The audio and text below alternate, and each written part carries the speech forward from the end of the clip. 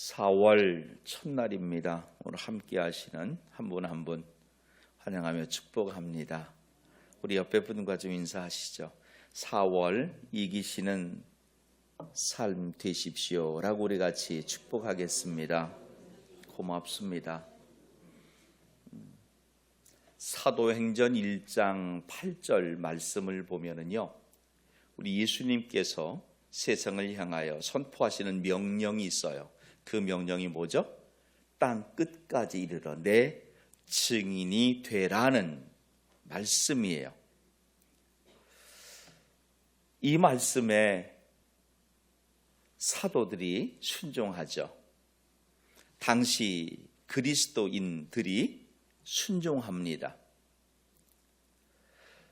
그 순종의 결정적 역할을 하는 것이 사도행전 2장에 나와 있는 그 마가 다락방 오순절 성령 강림의 체험이에요. 예수님의 말씀을 기억하고 있던 그들, 그리고 오순절 그 성령 체험을 통하여 그들이 순종할 때에 정말 엄청난 일이 초대교회에 일어나죠. 아마 사람들은 그때 예수님의 그 십자가에 달려 죽으심 그리고 부활하심에 대한 모습을 보고 그가 정말 하나님의 아들이라고 했던 그 소수의 고백이 아닌 아마 다수의 그런 받아들임이 있었을 것 같아요. 그래서 2장 42절에 보면 놀랍게도 같이 한번 볼까요? 그 말을 받은 사람들은 세례를 받음에 이날에 신도의 수가 3,000이나 더하더라. 아멘. 박해 바로 이후죠. 서슬퍼런 박해가 삶의 현장에서 일어나는 때인데 놀랍게도요, 세례받고 예수를 그리스도로 시인하는 이들이 3,000명이 됐대요. 더 놀라운 것은 4장 4절에서 이렇게 말씀하죠. 한번 또 읽어볼까요? 말씀을 들은 사람 중에 믿는 자가 많으니 남자의 수가 약 5,000이나 되었더라. 아멘. 남자의 수만 5,000이래. 예수님의 십자가의 죽으심과 부활, 오순절 마가다락방의 성령 체험, 그리고 그 체험한 이들이 세상을 향하여 예수 그분이 그리스도임을 선포할 때에 3,000명, 5,000명 회개하는 역사가 일어나요. 주를 그리스도로 고백하는 이들이 일어나요. 성령의 이끄심이 오늘 저와 여러분을 구원의 자리로 이끌어 가셨음을 믿으시기 바랍니다. 구원의 길에서 이탈하지 않게 하셨음을 믿으시길 축복합니다. 오늘도 이 자리로 우리를 부르시고 이끌어 주셨음을 믿으시길 축복합니다. 그런데 예루살렘에 일어났던 이 일들이거든요.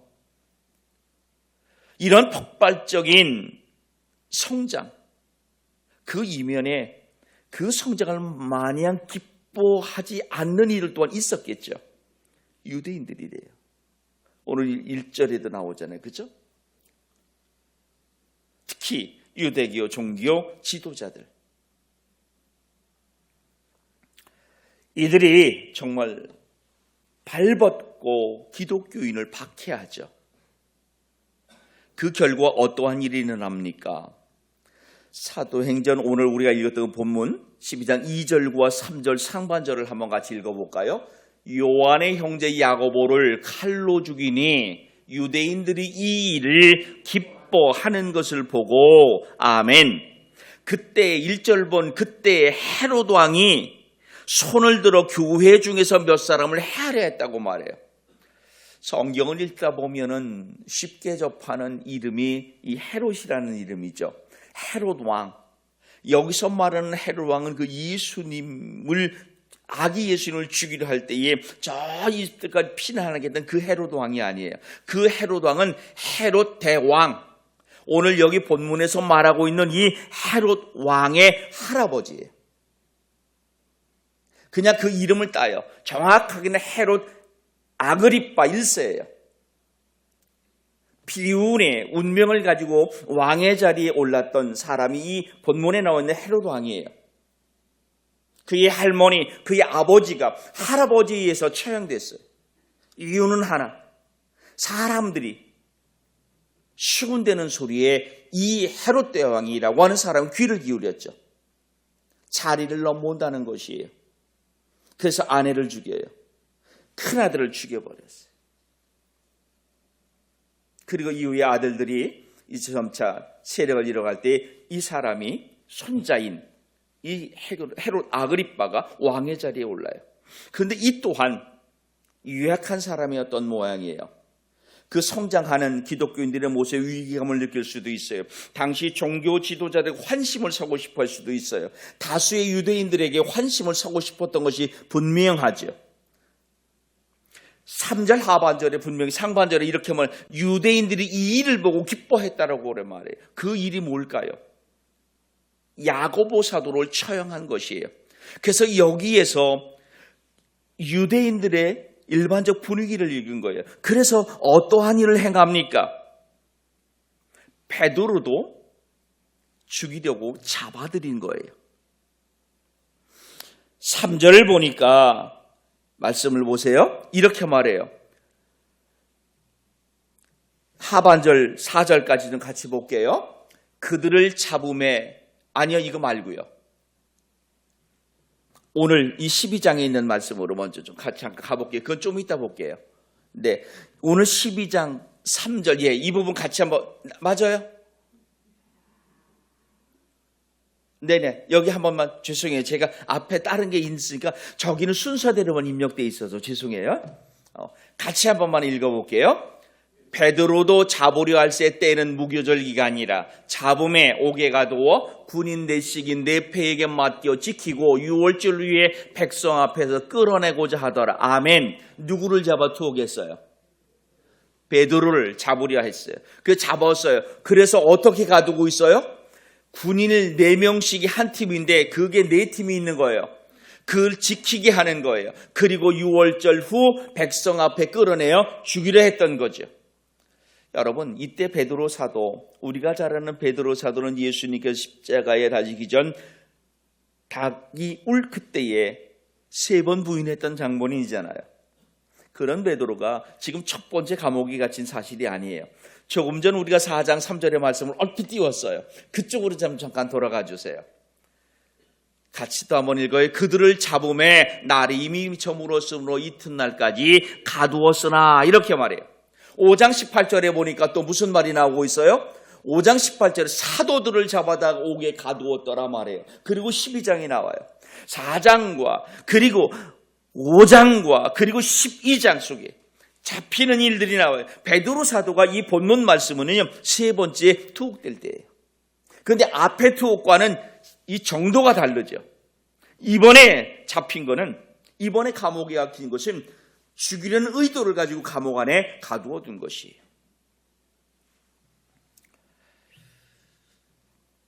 얼마나 베드로 사도를 철저하게 지켰던지 조금 전 그 10절의 말씀을 우리가 보았잖아요. 그죠? 그 10절에 보니까 이렇게 말하고 있어요. 이에 첫째와 둘째 파수를 지나 시내로 통한 쇠문에 이르니 문이 저절로 열렸다.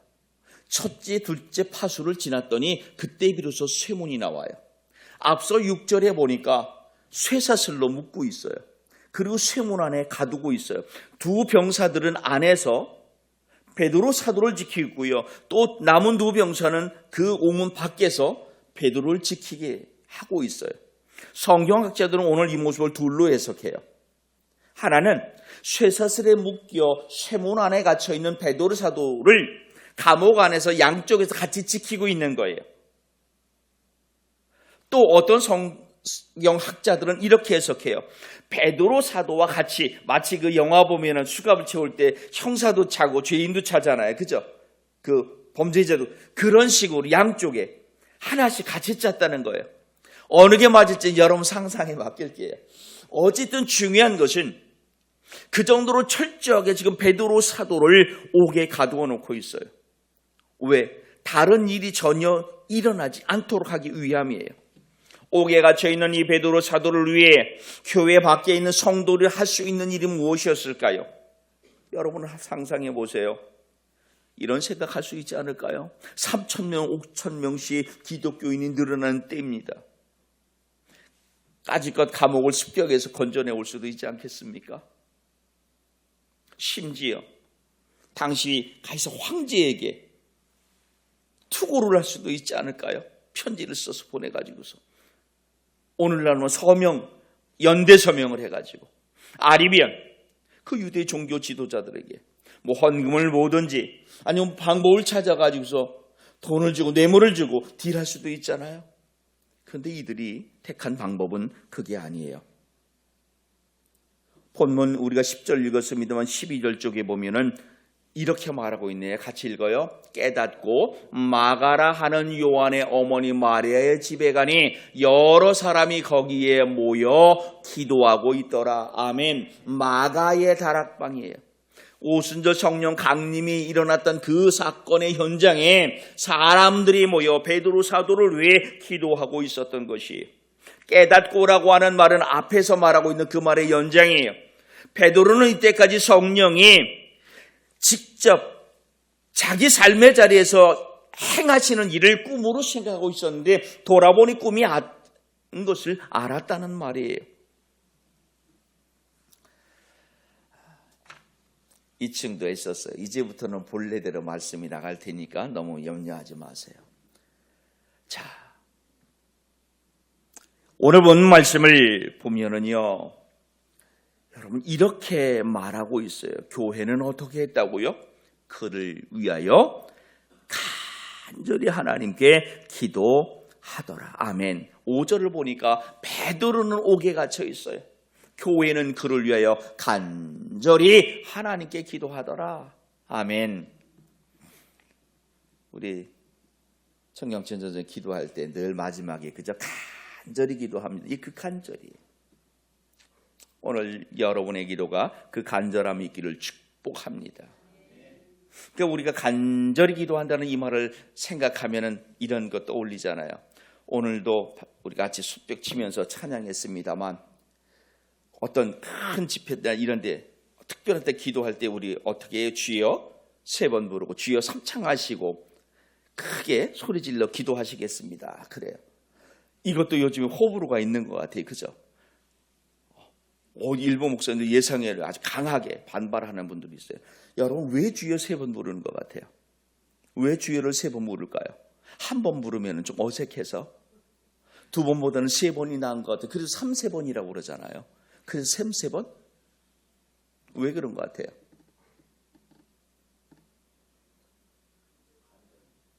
간절함이죠. 맞아요. 근데 이거는요, 다니엘 9장 19절에서 있는 말씀을 실은 따온 거예요. 주여 들으소서, 주여 용서하소서, 주여 귀를 기울이시고 속히 응답하소서. 아멘. 다니엘이 환상 중에 기도하는 내용 중에 있는 거예요. 바로 그 말을 가지고 우리가 기도할 때, 크게 기도할 때 손 들고 주여 용서하소서, 주여 들으소서, 주여 들으시고 응답하소서, 이렇게 할 수는 없잖아요. 귀 기울여서 그렇게 앞에 거 다 뒤에 거 생략 거 앞에 거 주여 주여 주여 부르짖는 거예요. 그 다니엘서의 말씀을 보면은요 이렇게 나와요. 보세요. 주여 들으소서, 주여 용서하소서, 주여 귀를 기울이시고 행하소서, 지체하지 마옵소서. 나의 하나님이여 주 자신을 위하여 하시옵소서. 이는 주의 성과 주의 백성이 주의 이름으로 일컫는 바 됨이니이다. 아멘. 그래서 주여 3번 외치는 거예요. 그리고 크게 하는 것은 잡념이 생기지 않도록. 실제로 여러분 그렇거든요. 그래서 생긴 것이에요. 근데 반대로 진짜 오해하는 것, 그 주의가 어디서 온지도 모르는 거지만 또 하나 오해하는 것, 간절이라고 하는 말을 생각하면 떠오르는 말이 어디예요? 예레미야 33장 3절, 그죠? 너는 내게 부르짖으라. 그리하면 내가 알지 못하는 크고 은밀한 일을 내게 보이리라. 그 말씀 못 들고 크게 부르짖었대요. 근데 여러분, 그 원어에는요, 이게 우리 번역은 실은 조금 오역이라기보다는 의역을 해놨죠. 부르짖으라가 아니죠. call unto me. 나를 부르라. 나를 부르라. 내가 내게 응답하리라. 이렇게 나와요. 그리고 mighty things에 엄청난 일을 내게 보일 것이다. 이렇게 말씀하고 있어요. 그게 부르짖는 게 아니에요. 크고 비밀한 일이라고 말해도 상관은 없어요. 그 일은 뭐냐면 유다의 회복이에요. 70년 저 바벨론 포로 회복이었어요. 그 일을 보이라는 것이에요. 어떨 때? 하나님의 이름을 부를 때. 여하튼 지금 이 초대교회 성도들은 베드로 사도가 감옥에 갇혀 있을 때에 하는 그 유일한 수단으로 무엇을 택했냐면 하나님을 간절히 찾는 거였어요. 자, 여러분, 오늘 우리는 이 간절히 기도했다는 말 안에서 주시는 은혜를 찾게 돼요. 그 첫째는 지금 이 초대교회 성도들이 이 시기를 교회의 위기로 생각했다는 것이에요. 이미 스데반 집사가 순교당한 거죠. 야고보 사도가 순교당해서 베드로 사도도 지금 갇혔어요. 순교는 불을 보듯 뻔한 상황이었던 거예요. 교회 위기로 생각했던 것이에요. 남의 일이 아닌 내 일인 거죠. 그래서 핵심적인 지도자의 상실을 교회 위기로 봤어요. 그래서 그들이 모여 기도했던 것이에요. 일찍이 예수님 잡히실 때 흩어졌던 그들 아니에요. 그런데 그들이 놀랍게도 일치됨을 보여요. 교회가 기도했다는 것은 하나로 뭉쳤다는 것이에요. 위기에서 흩어진 것이 아니에요. 오히려 단결에 함께함을 보여줘요. 교회가 어떠한 모습을 가져야 될지, 어떤 모습으로 나아가야 할지 우리에게 가르쳐주고 있어요. 여러분, 위기 앞에 흩어지는 것이 아니라 모이는 신앙이길 축복합니다. 모이는 함께하는 교회이기를 축복합니다. 아마도 그들 이런 생각할 수 있었을 것 같아요. 신앙으로 본다면 스데반 집사의 그 핍박, 그 순교죠. 앞서면 야고보 사도 또한 마찬가지예요. 그게 하나님의 계획하심이었겠죠. 그것은 하나님이 행하신 일이라면 우리가 해야 할 일도 있었던 것이에요. 내가 해야 할 일이 무엇이냐는 것이에요. 그것은 하나님 앞에 기도하는 거였던 거죠. 문제 앞에 기도하시는 저와 여러분이기를 축복합니다. 때로 우리 그러잖아요. 에이, 기도해도 아무 소용없더라. 여러분, 기도하세요. 기도할 때 주심을 믿고 끝까지 힘써 인내하는 저와 여러분이기를 축복합니다. 바로 여기에서 우리는 교회의 본분, 고난 중에 힘들 때 교회가 해야 할 일이 무엇인지를 바로 알게 되는 거죠.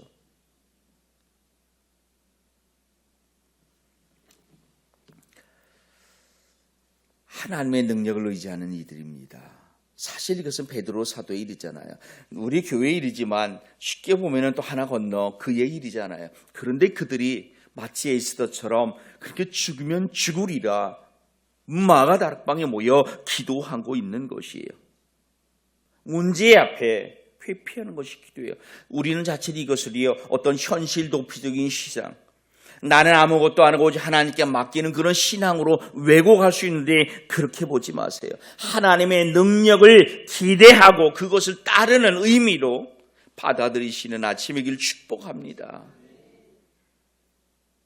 그때 어떤 모습이 나타나요? 이건 기도하는 교회의 모습이 아니라 7절로 그 이후에 나타나고 있는 그 기적과 연결되는 모습이었던 것이에요. 기도는 저 마가 다락방에 있는 성도들이 모여 했더니 기적의 현장엔 바로 베드로의 자리에서 일어났다는 거예요. 오늘 우리 성경에 기도한 것처럼 내가 기도할 때에 그 누군가의 문제가 해결됨을 믿으시기 바랍니다. 그의 질병이, 그의 사업이, 그의 영육의 심령의 문제들이 해결됨을 믿으시기를 축복합니다. 이것이 오늘 아침 우리에게 주시는 본문의 가르침이에요. 또한 이 말씀은 우리 삶에서 지금 이 순간에 살아 역사하시는 증거가 되는 말씀이라는 것이에요. 오늘 우리는 지금 내가 처해 있는 이 삶의 자리에서 연약함을 인정하시는 삶이기를 부탁합니다. 사실 베드로 사도 쇠사슬에 몸이 묶여 있는 상태입니다. 심지어 쇠문에 갇혀 있습니다. 쇠문 안에 있어요. 두 병사들이 옆에 있어요. 밖에도 있어요. 그 옥문도 몇 개가 더 있어요. 어떻게 우리가 이 쇠사슬을 풀 수 있겠습니까? 어떻게 쇠문을 열 수 있겠습니까? 쇠문이라고 하는 것은요, 사람이 쉽게 열 수 없는 그런 육중한 문입니다. 간절히 기도할 수밖에 없어요. 그 쇠사슬을 풀어주실 분이 하나님이세요. 쇠문을 열어주실 분이 하나님이세요. 그리할 때 우리는 기대 이상의 경험을 하게 될 줄 믿습니다. 베드로 사도가 그 경험을 하고 있어요. 일부 재미있는 성경학자들은요, 베드로 사도가 옥에 갇혔을 적에 아까 말씀 보니까 그들은 밖에서 어떻게 했다고요? 베드로 사도는 옥에 갇혔고 교회는 간절히 기도했다고 하잖아요. 그것을 이렇게 해석해요. 일찍이 베드로의 경력 중에 뭐가 있어요? 베드로의 이력 중에 예수님을 부인한 이력이 있잖아요. 그래서 이 성도들이 그렇게 기도했대요. 하나님, 베드로 사도가 옥에 갇혔어요. 스데반처럼 야고보 사도처럼 또 죽을 수 있어요. 그래도 다시 예수님을 부인하지 않게 해주세요. 어찌되었든 사도들은 기도했고 베드로는 기적적으로 하나님의 은혜를 경험해요. 그리고 그 은혜는 기도하던 그 다락방에 있던 이들도 보게 돼요. 여러분, 우리가 기도할 때 우리는요, 정말 기대하는 그 기도하는 이상의 놀라운 경험을 하게 될 줄 믿습니다. 쇠사슬이 풀리는 은혜, 쇠문이 열리는 은혜는 2000년 전 베드로에게 임했던 은혜만이 아니에요. 오늘 내 삶의 현장에서 일어나는 그 현실임을 믿으시기 바랍니다. 성경에 엄청난 일들이 얼마나 많아요. 요단강이 갈라져요. 홍해가 열려요. 여리고성이 무너져요. 심지어 죽은 자가 살아나요. 여러분 삶을 돌아보십시오. 여러분 삶 안에서 정말 하나님이 붙잡아 주시지 않았으면, 하나님이 하지 않았으면 이루어지지 않았을 거라는 일들이 분명히 있어요. 오늘 그것으로 나를 다시 한번 점검하는 아침이길 부탁합니다. 내가 하나님을 증언할 증언이 되시기를 축복합니다. 삶의 자리에서 진짜 문제는요, 문제가 아니에요. 문제를 놓고 기도하지 않는 거예요. 상황을 보고 그 상황을 이끌어 가시는 하나님을 보지 못하는 것이에요. 내 생각과 방법, 하나님께 간절히 간구하는 모습이 되기를 축복합니다. 그리할 때에 비록 올 한 해 나를 묶는 쇠사슬이 있을 수 있어요. 쇠문이 있을 수 있어요. 풀어지길 축복합니다. 열리기를 주의 이름으로 축복합니다. 기도합니다. 하나님, 오늘 삶의 자리에서 나를 묶고 있는 쇠사슬이 있습니다. 나를 가두어 놓은 쇠문이 있습니다. 열리게 하옵소서. 실패와 좌절, 질병, 가정, 자녀, 사업, 사망의 쇠사슬 쇠문이 나를 묶고 나를 가둘 때 기도하게 하옵소서. 간절히 기도하게 하옵소서. 열어 주심을 보게 하옵소서. 예수님 이름으로 기도하옵나이다. 아멘.